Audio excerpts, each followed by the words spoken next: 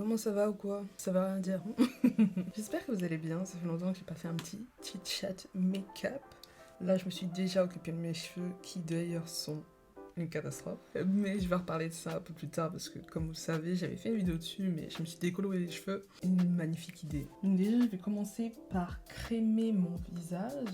Déjà, j'ai acheté ça chez Sephora, parce que depuis quelques temps, j'avais le visage ultra sec. Quand je dis ultra sec, mon visage était en train de s'effriper, littéralement. Et du coup, je suis allée à Sephora en mode catastrophe, en mode s'il vous plaît, il me faut un sérum hydratant, j'en peux plus. Elle m'a dit de prendre ça. Et franchement, ça marche pour l'instant. Ça fait le taf, comme vous pouvez le voir, mon visage n'est pas effrité. Pour l'instant, on va dire plutôt satisfaite, à voir sur le long terme. Mais ouais, franchement, mon visage, c'était catastrophe. Et je pense que c'est lié à beaucoup de choses. C'est non seulement lié à l'hygiène de vie que j'avais à l'instant T, qui est que j'ai complètement arrêté de m'occuper de ma personne, mais aussi j'y travaille. Et on arrive au sujet boulot. Donc, comme vous le savez, à l'heure actuelle, je ne travaille plus parce que j'étais en contrat à durée déterminée. Je remplaçais quelqu'un en congé maternité. Et du coup, le temps que je travaillais, vous avez vu, hein, c'est le moment où j'étais vachement inactive sur YouTube. Parce que c'était très compliqué de cumuler les deux. Alors que pourtant, pendant 2 ans, j'ai réussi à le faire. Mais je sais pas, là, c'était compliqué. Et ça a peut-être un rapport avec l'endroit où je travaillais, parce que je ne l'ai pas dit. Mais j'ai travaillé au ministère de l'économie. Et oui, on n'est pas trop conne, un petit peu, mais pas trop. Et du coup, quand je suis arrivée en plus à mon taf, je suis arrivée direct rush. Voilà, j'ai pas eu le temps de m'y faire, de m'adapter. Non, rush, direct. En plus, j'avais une collègue qui partait en vacances, donc je devais reprendre mon taf, donc le taf de la personne que je remplaçais, plus le taf de ma collègue. En plus, on travaille dans un ministère, donc il y a beaucoup de règles, parce qu'on est dans l'espace public. Il y a beaucoup de règles, beaucoup de choses à savoir. Tu peux pas faire des choses comme tu veux, genre... par exemple, demain, je veux qu'on fasse appel à un graphiste. Je peux pas juste dire, toi, je t'aime bien, let's go, on travaille ensemble. Non, c'est pas possible. Faut que tu fasses une appel d'offres, qu'il y ait des graphistes qui postulent, que toi tu regardes tous les graphistes. Ensuite, tu dises, ok, je veux ce graphiste. Mais tu peux pas juste dire, je veux ce graphiste. Faut que tu expliques pourquoi tu veux ce graphiste. Faut que tu motives ton choix et que ça... Bref, donc j'ai travaillé au ministère de l'économie, c'était assez prenant, assez énergivore. Surtout que quand je suis arrivée au tout début, c'est pas que ça s'est pas bien passé avec ma boss, mais c'était pas incroyable non plus. Parce qu'en fait, on avait des façons de travailler toutes les deux qui sont très différentes. Et je pense que c'est quelque chose dont on se rend pas forcément compte quand on travaille quelque part. Parfois, c'est pas que tu n'es pas faite pour le poste ou pas, c'est juste qu'en fait, tu as une façon de travailler qui est différente de la personne qui te manage. Et du coup, il y a une cassure. Ça fonctionne pas, genre. Et c'est exactement ce qui s'est passé avec moi et ma boss au début, en tout cas, parce qu'après, avec le temps, j'ai fini par comprendre comment elle fonctionnait et je me suis du coup adaptée. Mais elle, c'est une personne qui... Je vais pas dire que ça fuse dans sa tête, mais un peu, ça veut dire qu'un jour, elle va te dire A, un autre jour, elle va te dire B, sauf que toi, t'as fait A. Du coup, t'es obligé de recommencer. Du coup, c'est parfois un peu compliqué de la suivre sur certaines choses. Parfois, il y a des idées qui vont pop-up comme ça dans sa tête et il faut que tu le fasses tout de suite. Pas simple, franchement pas facile, sachant que quand t'arrives en plus, t'as beaucoup de choses à voir et tout. En plus, je suis arrivée dans une période de rush, enfin laisse tomber, c'était pas... Mais comme j'ai dit, j'ai réussi à m'adapter et au final, ça a été le reste des mois. Par contre, pour une fois, j'ai rien à dire au niveau de mes collègues. Franchement, mes collègues, ils étaient géniaux. Manifestement, j'ai pas fait la différence, mais en mode... j'ai quand même été utile sur certaines choses que eux ne maîtrisaient pas forcément, notamment la vidéo. Et c'est là où aussi on se rend pas compte que YouTube, ça peut servir en dehors juste du taf de YouTube. C'est-à-dire que moi, comme j'ai maintenant l'habitude de monter des vidéos, et c'est comme ça, je suis arrivée, mes premières pros, je les maîtrisais, eux non. Du coup, c'était, est-ce que tu peux faire ça, s'il te plaît? Du coup, j'ai repris aussi rapidement tout ce qui concernait la création de contenu sur les réseaux sociaux du taf et tout. J'étais plutôt satisfait. Quand je suis partie, ils ont dit, mais qui va gérer? Eh personne. Une expérience que j'aurais pas pensé mener à zéro moment. Je me serais dit qu'un jour je travaillerais au ministère de l'économie, de la finance. Et il y a un troisième truc, et j'ai oublié. C'était incroyable. Et en tout cas, ils étaient tous super gentils avec moi et tout. Mais du coup, on arrive là, donc je ne travaille plus, donc je peux reprendre les vidéos YouTube de façon normale. Et c'est vrai que J'ai énormément souffert de cette absence, et par j'ai énormément souffert, je parle bien sûr de la chaîne YouTube. Le truc en fait avec la chaîne YouTube, c'est que ça fait longtemps que je suis sur YouTube. Vraiment longtemps. Pour faire une petite synthèse, j'ai commencé YouTube vraiment en 2013. Oui, en 2013. Mais quand j'ai commencé YouTube en 2013, je faisais absolument pas ce que je fais à l'heure actuelle. Quand j'ai commencé YouTube en 2013, je faisais des covers parce que moi à la base, mon rêve de petite fille, c'est d'être chanteuse. Rêve que pour l'instant j'ai un peu mis de côté, que je n'oublie pas, mais que j'ai juste un peu mis de côté. Et du coup, je faisais des covers sur YouTube. Et franchement, ça avait bien pris. Je faisais ça, j'étais au lycée, à l'époque, je faisais des 10 000 vues et tout, et pour l'époque, franchement, même pour maintenant, en vrai, tu vois, je suis contente si je fais 10 000 vues, mais vraiment, faut comprendre que les chiffres à l'époque, c'était pas pareil que maintenant, tu vois. En 2013, faire 10 000 vues, c'était wow. Du coup, je faisais ça, sauf que j'étais au lycée, je prenais pas du tout YouTube au sérieux, et du coup, je faisais des covers à droite à gauche quand j'en avais envie, tout simplement. Je me rappelle, même les gens de ma famille étaient tombés dessus, tout le monde me disait putain, tu chantes bien, nanana. Je recevais des commentaires sur mes vidéos qui me disaient putain, mais toi, c'est sûr, tu serais une pop star, tu chantes trop bien et tout. Moi, j'étais en mode waouh. Après, en plus, ce que je faisais, c'était en anglais, du coup, c'était vraiment des internationaux qui tombaient sur mes vidéos, etc. Et j'avais commencé à gagner mes premiers abonnés comme ça. Donc ensuite, après le bac, j'ai complètement arrêté les covers, je suis rentrée à la fac. Bref. Du coup, ensuite, j'ai laissé tomber YouTube, je suis arrivée à la fac, j'ai repris ma vie, tu vois, tout simplement. Bref, c'est là où toutes les youtubeuses beauté, les vlogs, tout ça, ça commençait à prendre. Et je regardais ça un peu de loin, mais ça me donnait grave envie, tu vois. Moi, il faut savoir que j'ai toujours été une personne un peu créative et faire tout... À chaque fois, dès qu'il y a un truc créatif, moi, je suis pas loin, tu vois, genre vraiment pas loin. Et du coup, franchement, moi, j'avais grave envie de reprendre YouTube, tu vois. J'avais pas le matos, genre... Moi, mes covers, à l'ancienne, je les filmais à la caméra. Enfin non, à la webcam. Je crois que vous vous rendez pas compte. Moi, je filmais mes vidéos à la webcam. Et ensuite, j'avais trouvé un appareil photo chez moi, genre l'appareil photo de ma daronne, genre les tout petits trucs compacts, enfin laisse tomber de la grosse merde, tu vois, concrètement. Et je me filmais avec. Mais ensuite, ça c'est pas à moi, tu vois, c'était à ma mère. Donc elle a repris ses affaires. Elle savait même pas que j'utilisais. Et du coup, j'avais rien pour faire des vidéos. Mais bon, en même temps, je vous avoue qu'à ce moment-là, j'avais mes études, j'avais v'là les tafs, parce que du coup, moi, j'avais décidé de pas faire des CDI parce que les CDI voulaient pas de moi. Non, en gros, j'avais pris un CDI, j'avais eu un CDI un jour et je me suis fait virer, genre, je suis restée 2 semaines. Je me suis fait virer alors que la boss, elle m'avait jamais vu travailler. J'ai pleuré parce que c'était ma première expérience qui s'était hyper mal passée et au tout début, c'est dur, genre. Tu vois. Aujourd'hui, avec du recul, je me rends compte que c'est une bonne chose que ça me soit arrivé parce que sans ça, j'aurais pas eu tout ce qui me suis arrivé par la suite, mais à l'instant T, tu le sais pas, ça, tu vois. Et ensuite, j'ai jamais vraiment repostulé pour des CDI, j'ai juste fait de l'intérim parce que je me disais, au moins avec l'intérim, déjà on peut pas vraiment te virer parce que c'est trop court pour conduire. Et puis surtout, je choisis quand est-ce que je travaille, c'est intéressant quand t'es étudiante. Et pour une étudiante, ça va, je faisais mes sous. Le problème du coup de l'intérim aussi, c'est que si tu travailles pas, t'as pas d'argent. Et du coup, je travaillais tout le temps parce que je savais pas quand est-ce qu'était la prochaine fois que j'aurais de l'argent. Et du coup, je me butais au taf. Tellement qu'au bout d'un moment, ma mère était là, madame.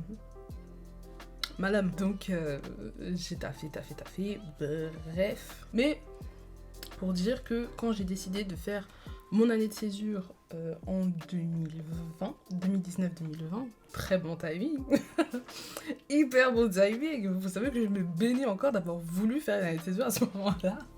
C'était le moment opportun pour reprendre la chaîne YouTube parce que tout simplement à ce moment-là j'avais le temps. Du coup, je reprends ma chaîne YouTube. Au début, je fais pas de vues. Logique. C'est un peu le truc, un peu machin, quand tu commences YouTube, tu crois que tu vas avoir des centaines, des milliers de vues tout de suite. Non, quand vous allez commencer, vous allez avoir 0 vue. Sauf si vous avez vraiment des gens qui ont un peu d'abonnés qui vous suivent et qui vous, du coup, vont mettre en avant votre contenu et tout. Et au début, ça va être walou, nada que dalle, genre. Mais je me suis pas découragée, j'ai continué à poster et tout. Et en fait, j'étais arrivée avec YouTube avec une certaine stratégie en tête. Parce que oui, je travaille dans le marketing et du coup, quand je suis arrivée sur YouTube, je suis arrivée avec une idée en tête, tu vois. Je me suis dit, écoute, tu vas faire ce genre de contenu, ça va être trop bien, ta chaîne, il y a moyen qu'elle prenne comme ça et tout. Et du coup, moi, j'avais décidé de me nicher, entre gros guillemets, parce qu'en vrai, avec du recul, j'étais pas hyper nichée, mais je l'étais un peu. Et je parlais beaucoup de cheveux. de mes cheveux crépus, sachant qu'à ce moment-là, j'étais en transition, donc je documentais un peu ma journey sur ça. Donc avant, j'avais les cheveux défrisés et du coup, je suis passée de défrisé à naturel. Et du coup, je me suis dit, ça pourrait être intéressant de documenter ça, parce qu'il y a de plus en plus de personnes qui traversent ça, en fait, tout simplement. Et bref, je me suis dit, ça pourrait être intéressant. Et surtout, j'avais bien vu que la niche cheveux crépus sur YouTube, elle marchait super bien, ça faisait beaucoup de vues, etc. Moi, rapidement, ce qui s'est passé, mais je m'en suis pas rendu compte à l'instant T, je me suis rendu compte un peu plus tard, c'est qu'en fait, il y a des blogs et des trucs comme ça qui avaient reposté mes vidéos, et du coup, ça m'a apporté du trafic, du coup, de l'extérieur de YouTube. J'avais des vidéos qui s'étaient rankées sur Google, donc là aussi, ça m'avait apporté max vues. Franchement, mes vidéos de cheveux, elles marchaient plutôt bien, même plutôt très très bien. Mais si vous vous rendez compte et que vous allez regarder ma bibliothèque, vous allez vous rendre compte que vous n'en voyez pas tant que ça. Et c'est normal, c'est parce que j'en ai délisté une grande majorité, alors que pourtant, ça m'a apporté pas mal de vues et d'abonnés. C'est-à-dire que j'ai jamais gagné autant d'abonnés qu'à la période où je parlais de cheveux. Et j'ai jamais eu autant de vues qu'à la période où je parlais de cheveux. Depuis que j'ai arrêté d'en parler et depuis que j'ai délisté ces vidéos, mes vues, tout a chuté de fou, tout malade, tu vois. Pourquoi j'ai fait ce choix d'arrêter de parler de cheveux, etc. Ben, en fait, tout simplement parce que ça m'a saoulée. Parce que oui, la marketeuse que je suis voyait tout par les chiffres et se disait, ben, en agissant comme ça, bah, tu pourras faire ça et ce sera cool. Mais la créative que je suis, parce que quand je vous dis que je suis une créative, je mens pas vraiment, la créative que je suis était totalement frustrée et surtout ne se voyait pas faire ça tout le temps. Et donc, il y a un moment de questionnement où je me suis dit, que fait-on? Et je me suis dit, soit on continue sur la niche cheveux, mais sache que tu vas t'emmerder et que même au bout d'un moment, bah, tu veux parler de quoi? T'as tout vu, tu vois, enfin au bout d'un moment, je vais pas inventer des trucs, enfin ça y est. Toi, tu décides de parler de sujets que tu veux, que tu aimes, que tu vis vraiment, mais ça veut dire qu'en gros, on recommence tout. Déjà de 1. De 2, tu as déjà du coup des personnes qui sont abonnées à toi, qui ne sont pas intéressées forcément par ce que tu vas proposer ensuite. Et de 3, t'as aucune assurance que ça marche. Et je me suis dit, fuck, c'est pas grave, j'y vais quand même. Parce que de toute façon, je gagnais pas d'argent avec YouTube à ce moment-là. Donc, enfin, je suis monétisée, je gagne vite fait des sous, mais rien de vraiment notable pour que ça a un impact vraiment, tu vois, ça ne pèse pas dans la balance. Je dis, ah bah vas-y, let's go. C'est comme ça que le Glow Up Challenge est né. C'est une idée que j'avais depuis longtemps, mais que je n'osais pas faire. Parce que du coup, j'étais nichée sur les cheveux. Je suis trop contente d'avoir commencé cette série de vidéos, parce que c'est vraiment moi. Alors certes, c'est très intime. Je vous avoue que je pose pas tout, parce que il y a des trucs, c'est vraiment chaud. Toutes les remises en question que j'ai, etc. Mais du coup, ouais, je fais un contenu un peu plus personnel, un contenu plus niché maintenant, sport / développement personnel, voire même poésie, parce que si vous avez vu certaines de mes vidéos, c'est littéralement de la poésie que je fais. Your girl is an artist. Ouais, c'est vraiment, je suis partie sur complètement autre chose. J'ai vraiment envie de raconter des choses, de raconter des histoires, de faire des trucs que j'aime et dont je suis fière. Et c'était un pari risqué, et je le vois aujourd'hui parce que les chiffres me le disent. C'est pas forcément un contenu que les gens veulent regarder, c'est pas forcément un contenu qui plaît. Mais quand ça plaît, ça plaît. Et c'est ça qui est ouf. Aujourd'hui, je fais beaucoup moins de vues qu'avant. J'ai gagné beaucoup moins d'abonnés qu'avant. Et même au-delà d'avoir arrêté les vidéos YouTube, c'est-à-dire que si tu prends pas ça en compte, même avant, je faisais beaucoup moins de vues, tu vois. Forcément, ça peut un peu peser sur le moral, mais je regrette pas mon choix parce que par contre, à l'inverse, je reçois des commentaires, vous vous rendez même pas compte, des personnes qui me disent je suis trop contente de t'avoir découvert, je me sens moins seule. Un contenu dont on avait besoin, c'est ceci, cela, ce genre de choses. Et du coup, ça me fait trop plaisir de savoir que peut-être c'est pas un contenu qui est dédié à percer ce que je fais, clairement, tu vois. Mais quand les gens tombent dessus, quand les gens se reconnaissent là-dedans, ben c'est cool. Parce que, comme je dis, les chiffres ont baissé, mais en termes d'engagement et de communauté, je construis plus un truc et je le sens parce que... En fait, c'est ce que je cherchais, c'était une communauté. Je voulais construire une communauté. Alors certes, on n'est pas beaucoup, on est petit. C'est le Glow Up Challenge, mais je suis très contente et j'ai vu, il y a des filles qui... Notamment une, j'ai arrêté de regarder ce qu'elle fait, mais elle avait créé un compte Instagram, Glow Up Challenge, j'ai mis mail et tout. Et de savoir que j'ai motivé des gens juste ça, et quelque part que j'ai influencé, parce que quelque part c'est de l'influence, bah c'est incroyable en fait. Et rien que pour ça, je regrette pas d'avoir changé d'avis et de me dire, bah ouais, les chiffres ça baisse, mais c'est pas grave, on peut pas se nourrir, mais yes. Trop contente de construire ça. Moi je compte continuer de façon ce que je fais déjà à l'heure actuelle. Si un jour je dois percer, ça arrivera. Si un jour je dois pas percer, bah ça n'arrivera pas et tant pis. La seule chose que je souhaite, c'est pouvoir vivre de la création de contenu et de l'entrepreneuriat. L'entrepreneuriat, j'y arriverai plus tard.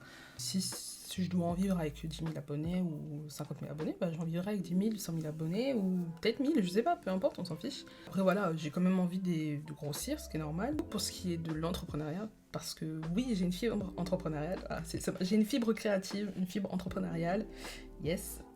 Je suis en train en ce moment de développer quelque chose. J'ai pas trop envie d'en parler pour l'instant parce que j'ai pas envie que ça ait un impact sur ça.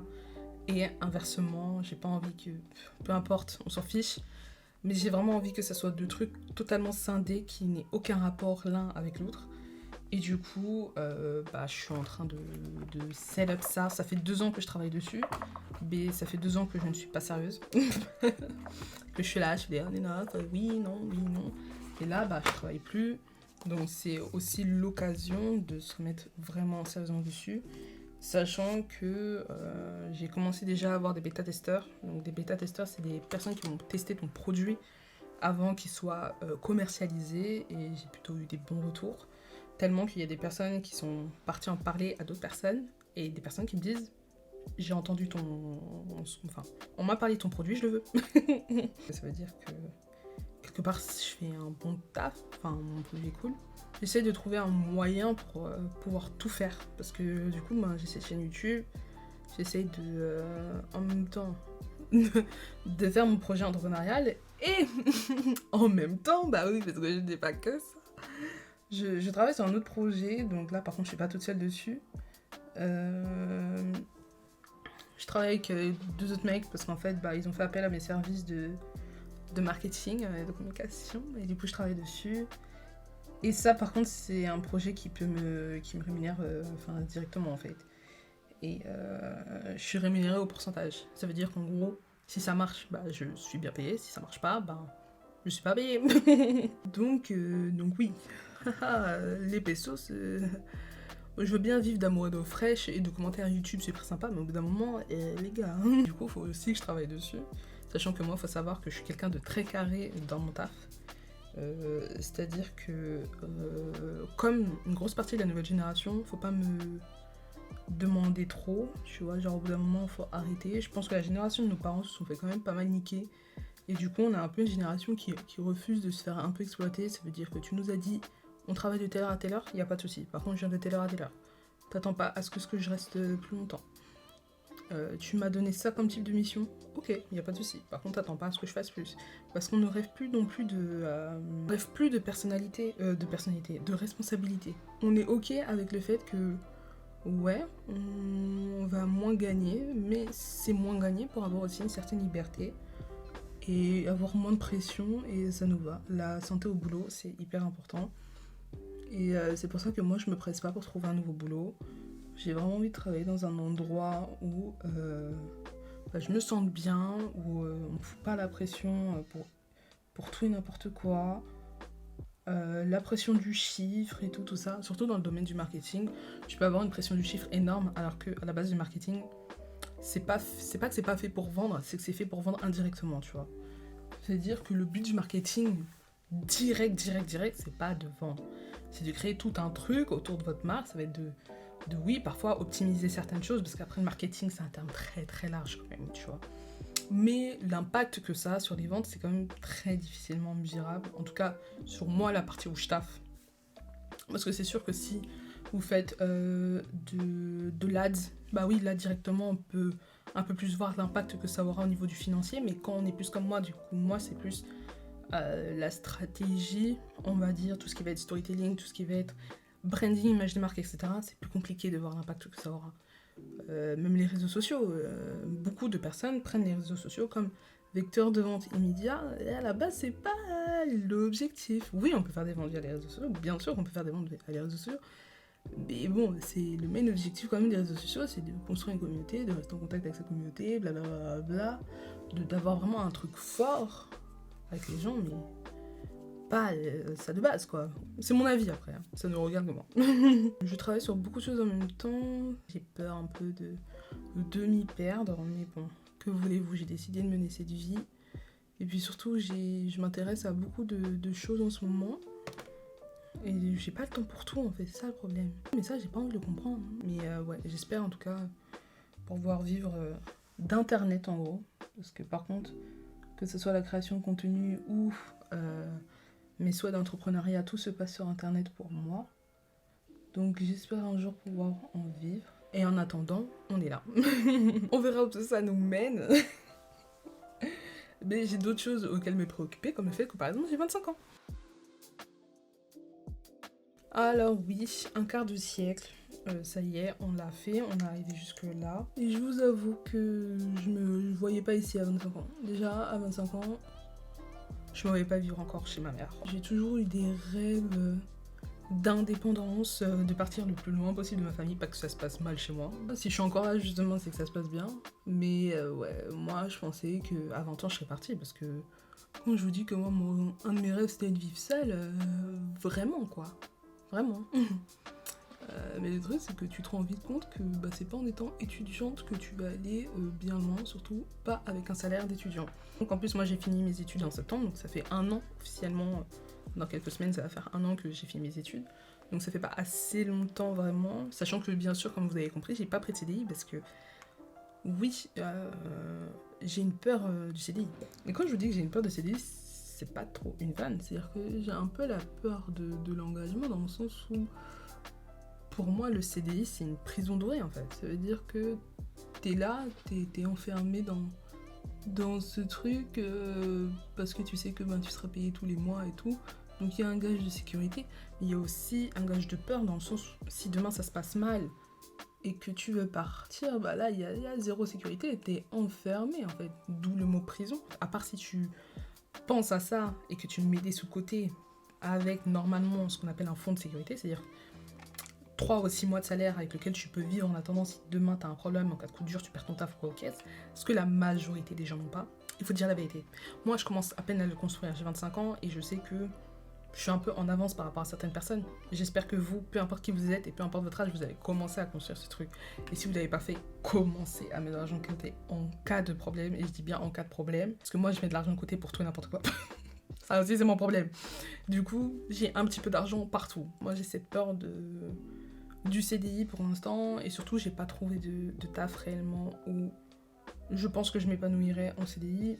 Là j'ai fait un entretien justement il y a 2-3 jours pour une entreprise et c'était en CDI parce que je pense dans leur façon de travailler, de management, etc. que je pourrais m'épanouir, entre guillemets.